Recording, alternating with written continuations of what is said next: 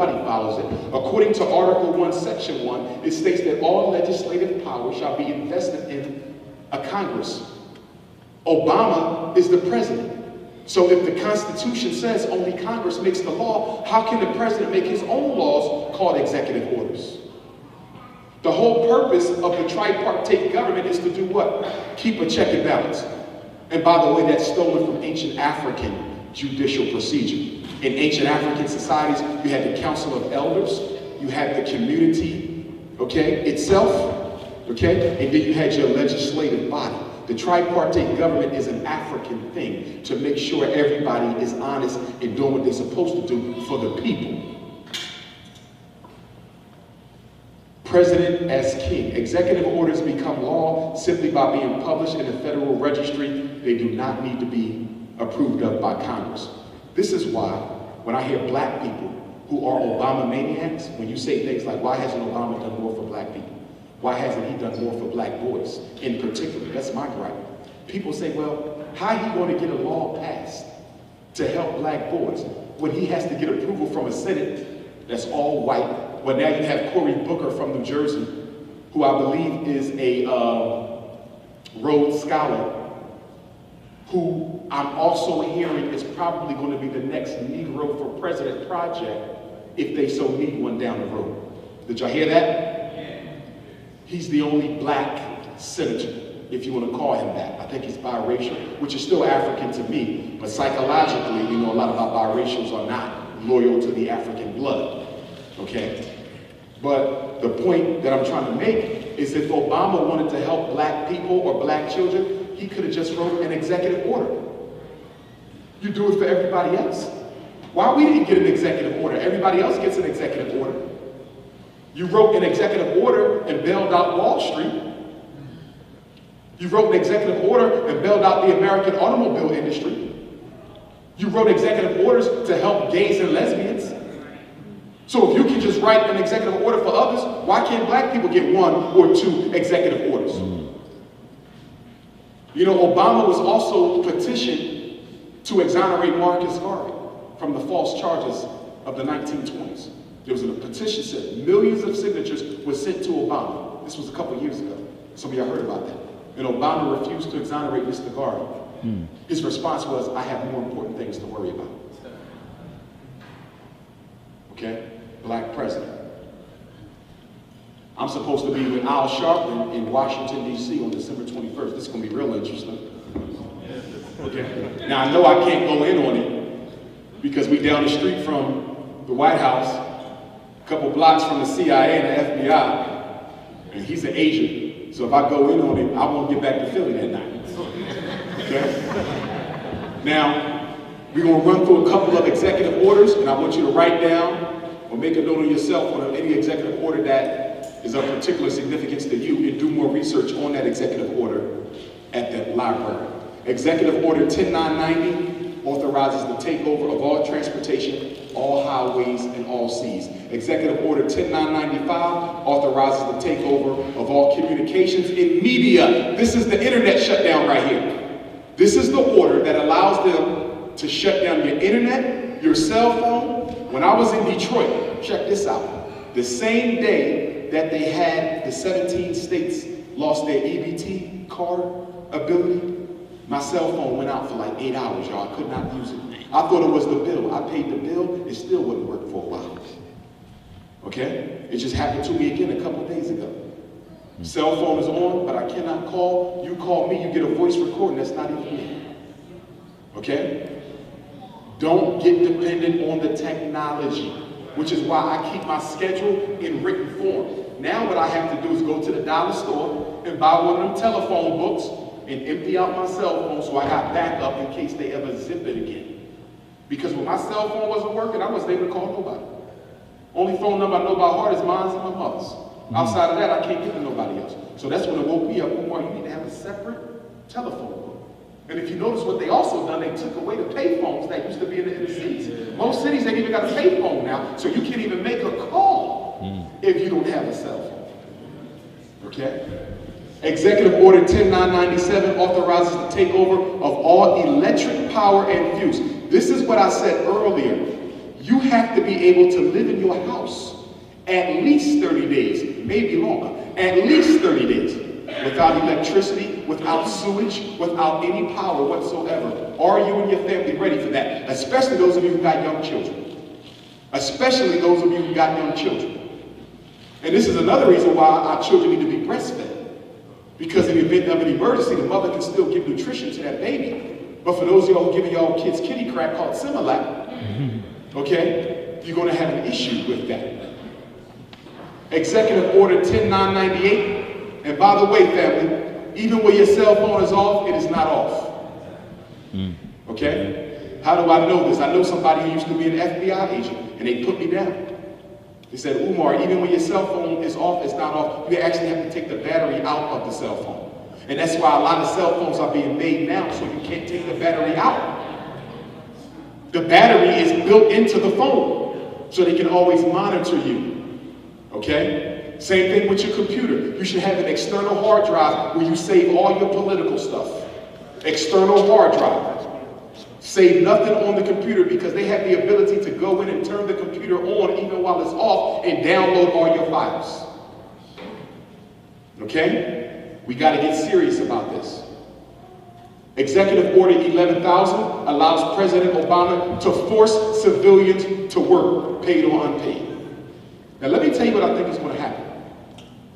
I don't know if martial law is going to come under Obama. He's still got 3 years. It might. But I'm going to tell you when I think it probably will come. They're going to use Obama to put up laws in place. And then whoever is the next president, that's under who they're going to give us the martial law. Are y'all following me? So I think we got about 3 years to make sure the black community is prepared for this. Okay? Disaster preparedness, we talked about that earlier. Let me ask you a question.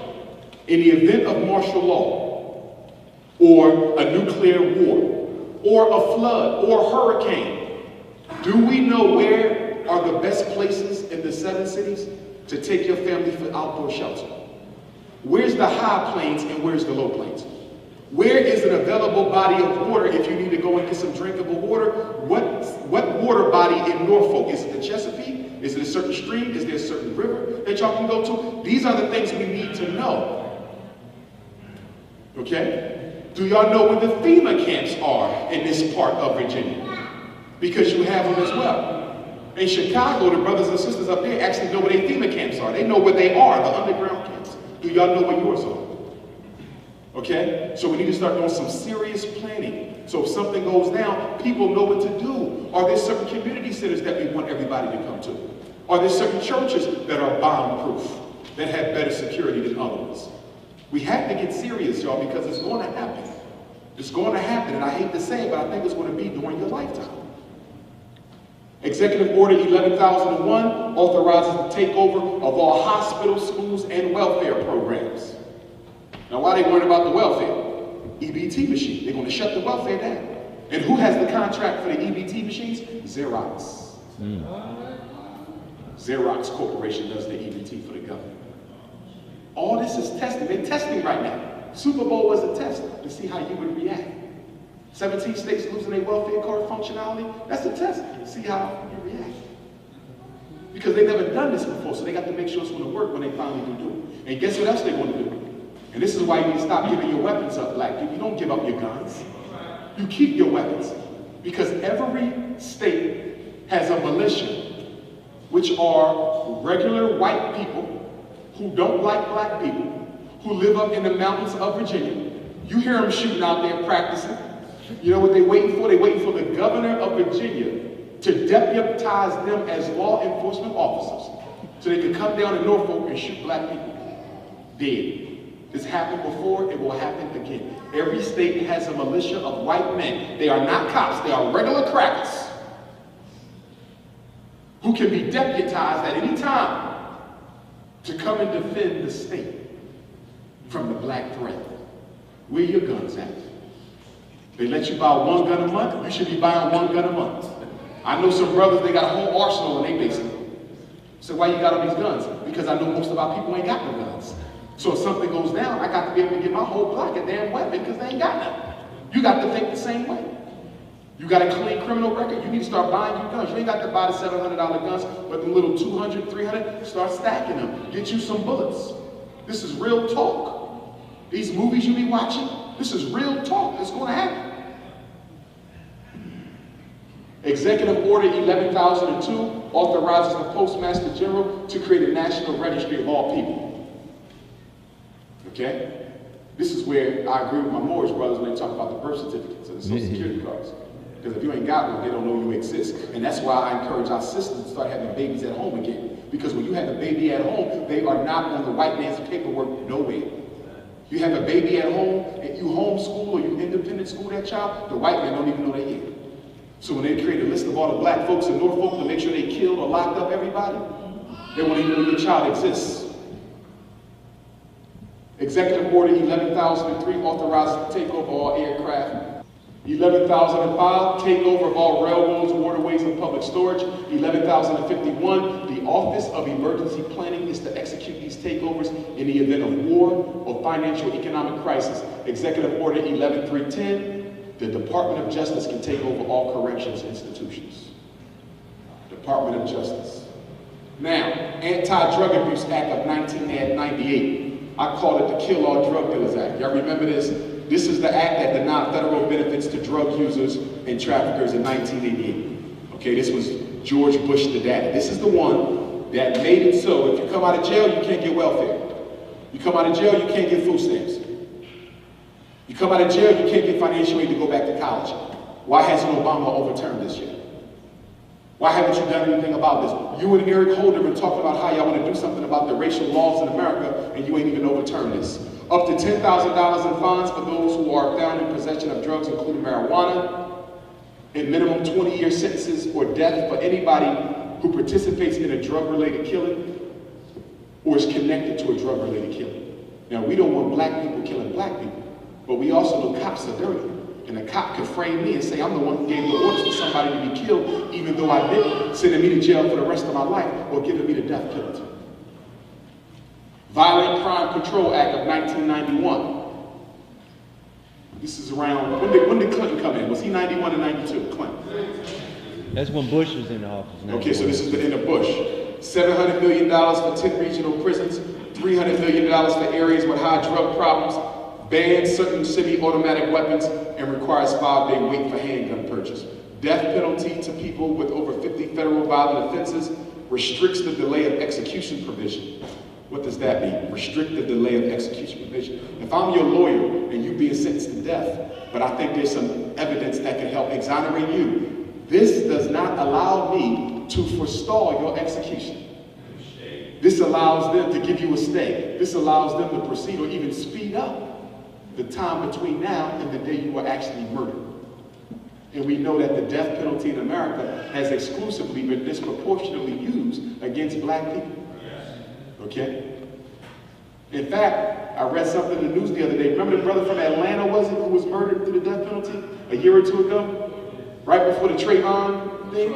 They came out with some evidence, I think, that said that he was innocent. They found the evidence after he died because they did not grant his attorneys a stay to try to get some more evidence.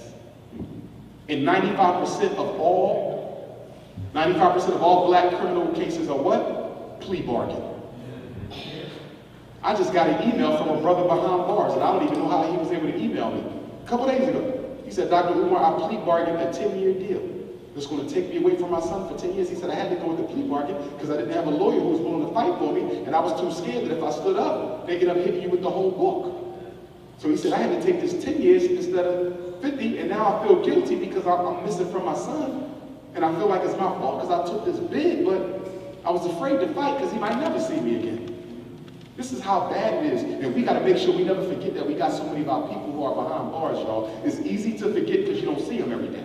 It's easy to forget your cousin. It's easy to forget your brother who are behind bars. We got to make a concerted effort not to forget them. Remember back in the 1800s? Frederick Douglass and Harriet Tubman had to remind blacks in the North not to forget their brothers and sisters in the South who were still in slavery. Because they didn't see us in chains, they forgot that we were still suffering in hell. And a lot of us here are forgetting about our family behind bars. And that's why I tell you, mothers, if your son 10 boot camps for under 25-year-olds and 10-year sentences for selling drugs to minors. You know what sent a lot of brothers to jail too? The law that said you couldn't sell drugs around the school. Remember that law? You couldn't sell drugs within what, 500 feet? Not that they should be, okay? But we know that the government likes to play on our conscience and say, well, black people will get behind the drug laws if we tell them we protected their kids from selling the drugs. And so we back that stuff.